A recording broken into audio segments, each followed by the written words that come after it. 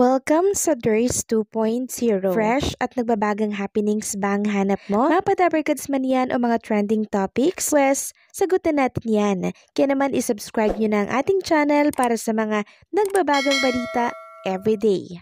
So ayun, welcome back again sa ating YouTube channel mga kadabarkads. And for today's video, ang pag-uusapan natin ay tungkol sa mga importanteng kaganapan sa loob at sa labas ng Itbulaga. So ngayong araw po ng Friday, may nagbabalik sa Itbulaga, walang iba kundi po si Raven Angeles and syempre si Julia Barreto, present na ngayon sa Itbulaga. And kanina nga po may dance production si Riza Dizon, Karen, and syempre si Raven Angeles. At sa mga nagtatanong naman kay Ryan Agoncillo kung bakit wala pa din ito sa Itbulaga, still naka-vacation pa din sila diyan po sa Spain. Sinusulit po nila yung vacation nilang mag-anak diyan po sa Madrid.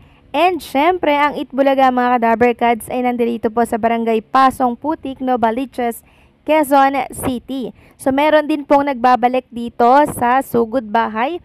Walang iba kundi po itong si Iza Calzado para po yan syempre sa Planax. Since araw nga po ngayon ng Friday, meron na naman pong medical mission ang Planax dito po sa Barangay Pasong Putik. And syempre, meron pong mga binigay ang Planax na product dito po sa mga dabarkads natin sa Sugod Bahay. And syempre, hindi po mawawalan ang nasa studio ng Itbulaga.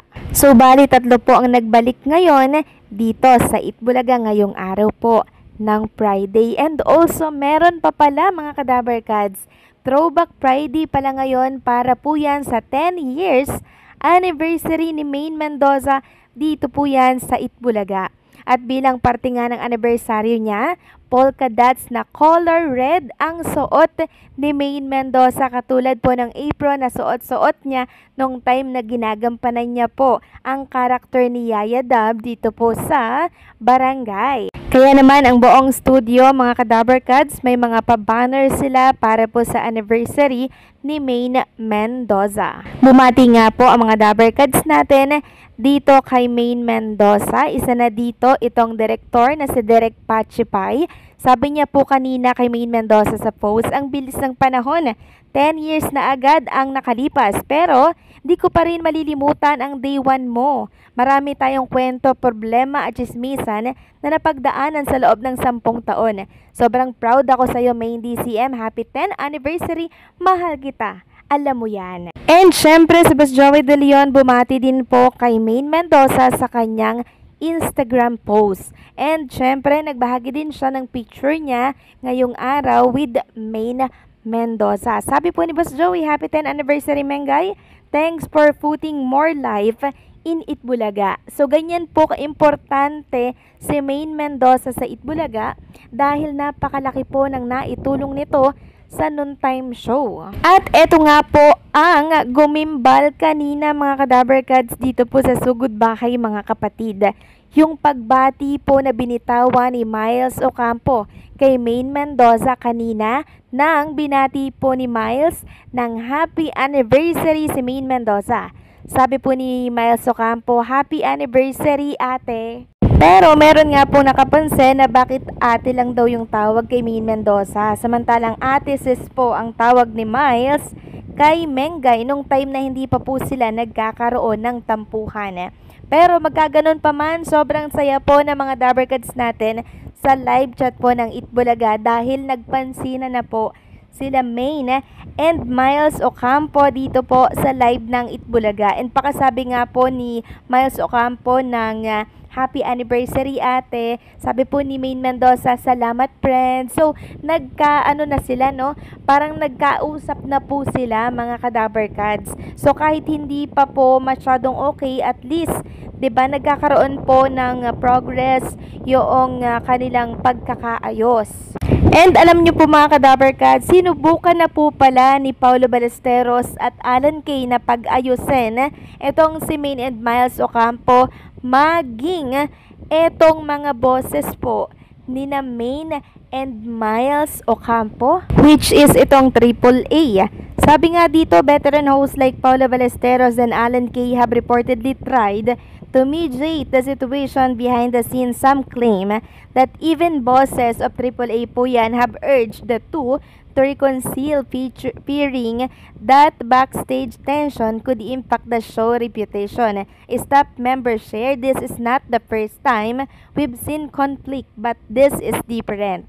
It's affecting the energy of the entire cast." So nakaka-apekto na daw po sa programa, kaya naman ang mga Dabbercats natin ay to the rescue, maging ang management ni Maine and syempre ni Miles Ocampo. And siguro ito yung resulta mga Dabbercats, kaya nagpapansinan na po si Miles and Maine Mendoza dito po sa Sugod Bahay mga kapatid. Sana po ay magtuloy-tuloy na. Samantalang si Ma'am Pauline Luna Soto mga Dabbercats ay naglabas po ng statement sa pagpanaw po ng kanyang nanay-nanayan na si Nanay Lolit Solis. And binasa ko po lahat ng screenshot ng usapan nila, and talaga namang love na love po ni Ma'am Pauline Luna Soto si Nanay Lolit Solis.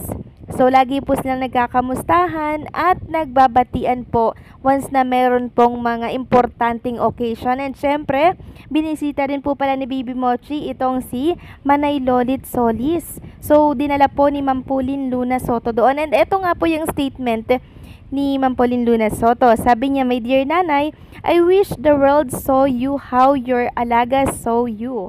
A mother, a protector, a fighter, and someone who is very loyal. Hindi ka man magaling sa iyong mga salita, ang puso mo naman ay nagsusumabog sa pagmamahal. Hindi ito halata, it took me a while to see it, to feel it, to understand it. Kakaiba ka talaga." Every year, Nanay Lolit had a list of the gift she wanted for her birthday and Christmas.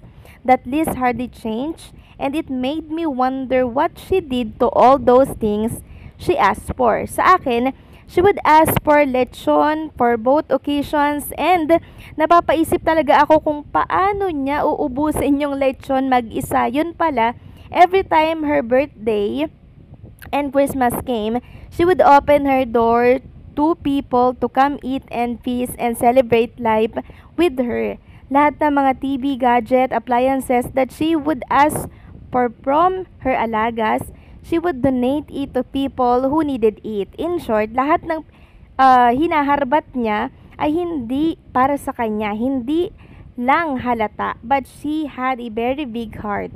"Nana, you open so many doors for me. You help an artist so young to reach her dreams." Sa konting kikitain, I would always joke na hindi naman talaga joke, na barya lang ang kinikita niya sa akin compared to her at other alagas na big artists. But what I love most about her is the way she appreciated me as a wife and as a mother. She never failed to make me feel like I was doing a good job. She was always happy for my family life, and she always celebrated that.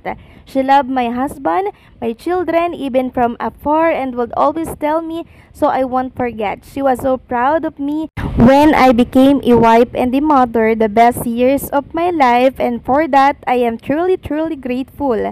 You are family, Nanay. 20 years with you is not enough.